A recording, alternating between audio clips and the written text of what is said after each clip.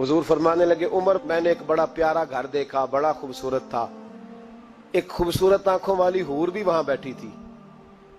तो मेरा दिल किया मैं घर अंदर से जाके देखूं। जब मैं वहां गया ना तो दरवाजे पे तेरा नाम लिखा था। दरवाजे पे असा भी अपने अपने बुवे ते लिखे है, अपनी अपनी मर्जी का नाम। अगे एक बंदे की फट्टी लगती सी, जो सड़क बनती सी ना, हुण तिन्ना दी लगती है। एक ने खसूसी काविश की है, एक ने बना के दी है, एक जो उन्होंने कहन गया भी बना दियो। 3 बंदियां दी फट्टी। तो मैं क्या पूछो पैसे कोलों लाए जे, क्या ख्याल है आपका? पैसे किसके? नहीं तो है नहीं, तो दसना ही नहीं।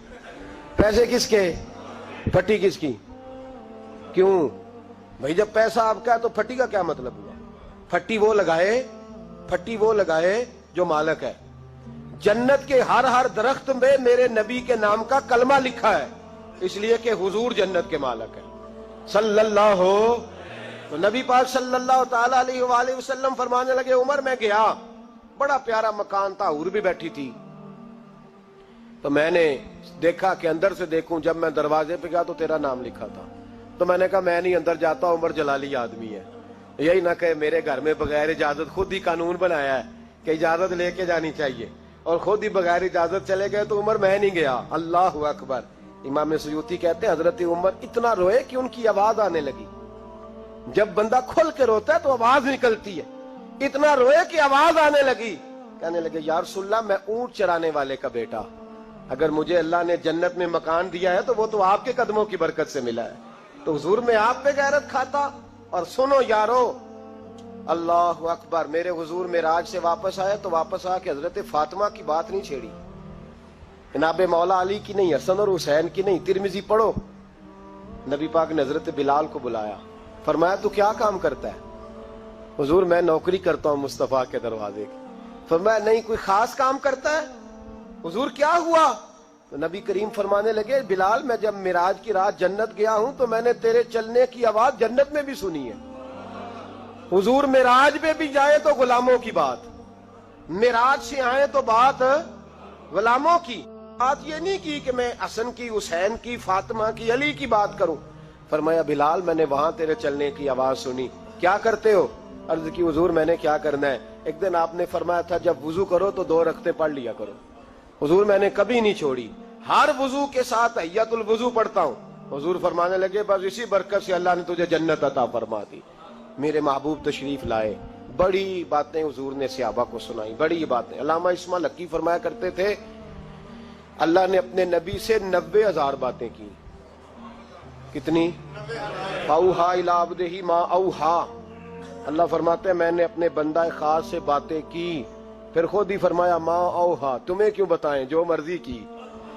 इसका तर्जुमा है मा औहा, जो वही की, जो मर्जी की। तो अल्लामा इस्माइल हक्की फरमाया करते थे अगर रिवायात को जमा करें अकवाल को, तो कहते थे हम तज्जिया करते हैं, सही नहीं बता सकते। अल्लाह ने अपने रसूल से 90,000 बातें की, और फिर अपने महबूब से कहा कि महबूब 30,000 बातें सारी उम्मत को बता। वो हुजूर ने बताई, वो बताई कि ये काम करोगे तो जन्नत मिलेगी, ये काम करोगे तो दोज़ख में जलोगे। फरमाया 30,000 महबूब सबको बता, और फरमाया 30,000 खास खास को बताना, खास खास को। इसलिए हजरत अबू हुरैरा फरमाया करते थे हुजूर ने मुझे इल्म की 2 थैलियां दी, एक मैंने खोल लिया, दूसरी मैं खोल नहीं सकता, मुझ पे पाबंदी है। तो फरमाया खास खास को बताना। और 30,000 बातें ऐसी हैं जो कहा महबूब किसी को नहीं बतानी, वो तेरा मेरा राज है, वो तेरा मेरा। बुजुर्ग बड़े नेक थे, हमारा बड़ा फायदा करते थे। अल्लामा इस्माइल हक्की फरमाया करते थे वो जो अल्लाह रसूल का राज है ना, वो भी समझ लो हमारा कोई फायदा ही है। उसमें भी जो करम है वो हमारे लिए ही है, उसमें जो खैर है उसमें उम्मत को ही हिस्सा मिलेगा। मेरे महबूब पाक सल्लल्लाहु ताला अलैहि वसल्लम ने उन बातों में से कुछ बातें बताई। जब इंसान पर महवियत तारी होती है ना, महवियत, तो बहुत सारी चीजें वो भूल जाता है, बहुत सारी चीजें। कुछ औकात ऐसे होते हैं जिनमें लोगों को एहसास होने लगता है कि मैं कोई बला हूं, फिर उसको बचपन के दोस्त भी भूल जाते हैं, रिश्तेदार भी। और कुछ कैफियत होती है, एक वक्त होता है उरूज का, एक वक्त होता है उरूज का, जब आदमी भूला बैठा होता है, उसे कोई اس وقت کیفیات ہوتی ہیں. اس وقت کوئی عہدہ ملتا ہے, ہمیں پتا ہے کہ جب کسی جماعت کا رزلٹ آیا کرتا تھا تو اس وقت صرف رزلٹ کا پتا ہوتا تھا, پھر کسی اور چیز کی خبر نہیں ہوتی تھی. جب انسان کو کوئی عہدہ ملتا ہے تو اس وقت کسی اور چیز کی خبر بعد میں, ہر شے تھوڑی یاد آتی ہے. میرے رسول پاک علیہ الصلوۃ والسلام وہاں پہنچے جہاں کوئی پہنچنے کا تصور بھی نہیں کر سکتا, اس عہدے پہ جہاں کسی کے دل میں سوال بھی نہیں پیدا ہوتا. حضرت موسیٰ نے تو ایک تجلی دیکھی تو بے ہوش ہو گئے, اور حضور فرمانے لگے میرے دائیں بائیں تجلیاں ہی تجلیاں تھی, نور ہی نور تھا, آگے پیچھے دائیں بائیں. اور فرمایا رب کریم نے مجھے اپنے حریم خاص میں بلایا, اور پھر میں نے اپنے رب کی حمد کی اور میرے رب نے مجھ پہ درود بھیجا. اب محبوب فرمانے لگے بڑی باتیں ہوئیں. پھر رب کریم نے کہا او میرے محبوب کے غلاموں, یقین کرو ہم سب کا شکریہ ادا کرتے ہیں. ہم نبی پاک کا شکریہ اگر ادا کر نہیں نہ سکتے تو ہم کوشش بھی نہیں کرتے. اتنا تو ہونا کہ 200-400 بار درود شریف ہی روز پڑھ لیں. فرمایا رب کریم نے کہا محبوب کوئی بات. تو حضور فرماتے ان تجلیوں میں جہاں حضرت موسیٰ جیسے بے ہوش ہو گئے, مجھے بھولا نہیں. میں نے کہا مولا میری امت پہ رحم فرما, اے اللہ میری امت پہ. حضور فرماتے رب کریم نے کہا 70,000 بغیر حساب کتاب بخش دوں گا. میں نے کہا یا اللہ تھوڑے ہیں. فرمایا ہر رمضان کی رات میں 70,000 بخش دیا کروں گا. مولا تھوڑے ہیں. لیلۃ القدر آئے گی تو جتنے پیچھے بخشے ملا کے بخش دوں گا. یا اللہ تھوڑے. کوئی نہیں اتنا کسی کے لیے بحث کرتا, کوئی نہیں اتنا کسی کے لیے گفتگو کرتا. کون ہے بس ٹھیک ہے سفارش کر دی, میں نے ٹیلی فون کر دیا, مجھ سے جھکا نہیں جاتا. لوگ اتنا ہی کہتے ہیں. لیکن محبوب فرماتے ہیں میں نے عرض کی مولا زیادہ کر, تو کہتے رب کریم نے رحمت سے فرمایا کہا محبوب چل سودا کر لے, آدھی امت کا میں حساب ہی نہیں لیتا, بغیر حساب کتاب بخش دوں گا. چل آدھی کا تو حساب کرنے دینا, آدھی کا. تو محبوب فرمانے لگے مولا تو ساری کا حساب کر, میرے ساتھ ایک وعدہ کر, مجھے سفارش کرنے کا حق دے, مجھے سفارش کرنے کا حق دے, میں سفارش کروں. عسیٰ ان یبعثک ربک مقاما محمودا.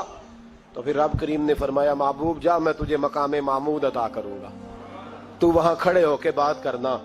میرے رسول فرماتے ہیں پھر وعدہ ہوا وَلَسَوْفَ يُعْطِيكَ رَبُّكَ فَتَرْضَىٰ. محبوب رب آپ کو اتنا دے گا کہ آپ راضی ہو جائیں گے. اور مسلم میں لفظ ہیں, خوش ہونے والی بات سنا رہا ہوں, مسلم میں لفظ ہیں. ایک صحابی کہنے لگے حضور پھر آپ کب راضی ہوں گے؟ تو نبی پاک فرمانے لگے اس وقت جب میری ساری امت جنت میں چلی جائے گی, میں اس وقت اپنے رب سے. اب کرنے کا کام یہ ہے کہ مسلمان کھول کے درود شریف پڑھا کریں. حضور کے بارے میں کبھی خیال نہ لاؤ کبھی بھی, اور ہم بڑی ذمہ داری سے آپ کو گائیڈ کرتے ہیں. ہم ہر بات سن لیتے ہیں. نبی پاک کا نام کوئی صحیح نہ لے تو ہم سے اس بندے کی بات نہیں سنی جاتی, نہ ہم سے نہیں سنی جاتی.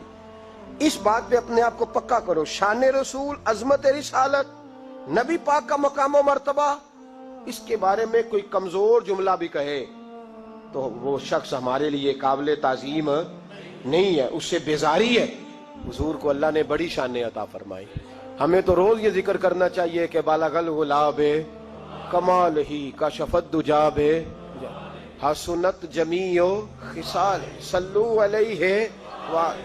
رات آپ لوگوں نے سونا نہیں, کوشش فرمائیں, فرض نہیں ہے رات کی عبادت. اب یہاں بھی لوگ سوال کرتے ہیں, کہتے ہیں جی صحابہ کرام میں راشد کی رات بیدار رہتے تھے. تو میں نے کہا بھائی وہ سارا سال ہی رہتے تھے, وہ تو ہر رات اٹھ کے عبادت کرتے تھے. ہمارا زمانہ تھوڑا گڑبڑ آیا ہے تو ہم کہتے ہیں چلو اپنے آپ مشکل ہو جائے گا, ایک جگہ سارے اکٹھے ہو جائیں اور عبادت کر لیں. اور یہ وہی سوچ ہے جو حضرت عمر کی تھی. انہوں نے کہا اکیلے اکیلے تراویاں پڑھیں گے تو کوئی نہیں پڑھیں گے, جماعت شروع کراؤ. ورنہ نہ حضور کے زمانے میں باقاعدہ ہوئی, نہ حضرت ابو بکر کے زمانے میں ہوئی.